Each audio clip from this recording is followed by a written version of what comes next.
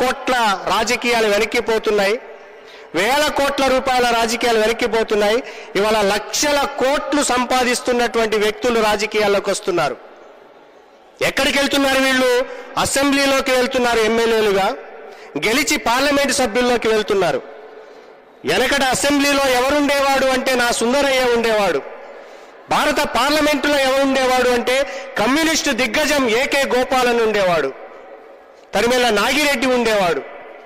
మరి సుందరయ్యలు, నాగిరెడ్డిలు, ఏకే గోపాలన్లు ఎమ్మెల్యేలుగా, ఎంపీలుగా భారత రాజకీయాలను నడిపించినప్పుడు పేదల గురించి, కష్టజీవుల గురించి, మధ్యతరగతి ప్రజల గురించి, దళితుల గురించి, గిరిజనుల గురించి, మహిళల గురించి, సమస్త భారత శ్రామిక వర్గం గురించి ఆలోచన చేశారు వాళ్ళు.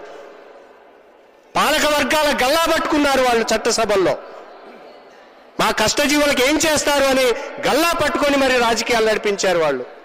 కానీ ఇవాళ రాజకీయాలు మారాయి. ఇవాళ రాజకీయాలన్నీ కూడా లక్షల కోట్లు సంపాదించినటువంటి వాళ్ళు రాజకీయాలు ముందుకు వస్తున్నారు. అందుకే మనం 5 సంవత్సరాల పాటు ఎర్రజెండా చుట్టూ తిరిగి తిరిగి తిరిగి పోరాటాలు చేస్తున్నాం.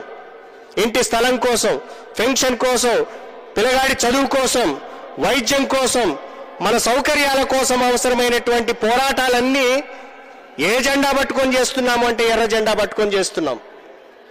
5 సంవత్సరాల పాటు మనం ఎర్ర జెండా చుట్టూ తిరుగుతున్నాం. కానీ చివరికి 5వ సంవత్సరం ఎన్నికలు వచ్చేసరికి మాత్రం ఎర్ర నోటు చుట్టూ తిరగడం మొదలు పెడుతున్నాం.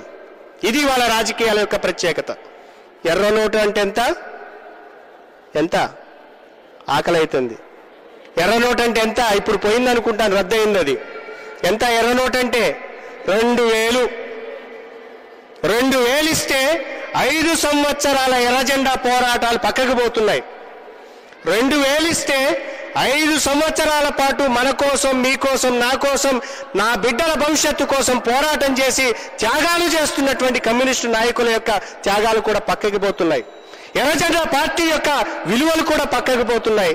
ఆ 2000 తీసుకొని మనం కూడా లొంగిపోయి మళ్ళీ ఎవరైతే మనల్ని దోపిడీ చేస్తున్నారో, ఎవరి చేత అయితే మనం దోపిడీకి గురవుతున్నామో వాళ్ళకే ఓట్లేసి మనం రాజకీయాల్లో ఎమ్మెల్యేలుగా, ఎంపీలుగా పంపిస్తున్నారు. ఈ సందర్భంగా అమ్మలందరినీ ఒక్కసారి నా ఆవేదన ఆలోచించమని చెప్తున్నాను.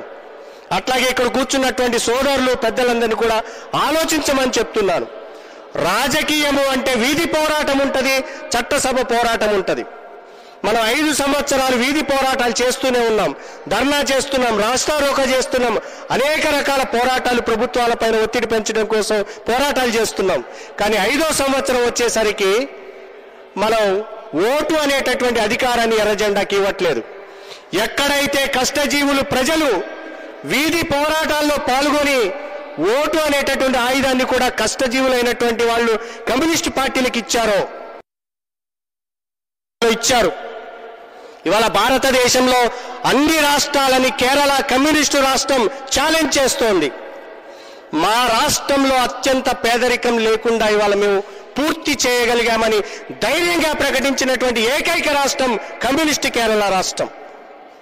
66,009 కుటుంబాలని టార్గెట్ చేసి 103,099 మంది వ్యక్తిగతంగా ఫోకస్ చేసి, వాడికి ఏం లేదు, భూమి లేదా, వాడికి చదువు లేదా, ఇల్లు లేదా, ఆస్తి లేదా, ఏ అవసరం ఉందో టార్గెట్ చేసి మరి అత్యంత పేదరికాన్ని నిర్మూలించినటువంటి ఏకైక రాష్ట్రమే వాళ్ళ కమ్యూనిస్టు రాష్ట్రం, అది ఎర్రజెండా రాష్ట్రం. ఇది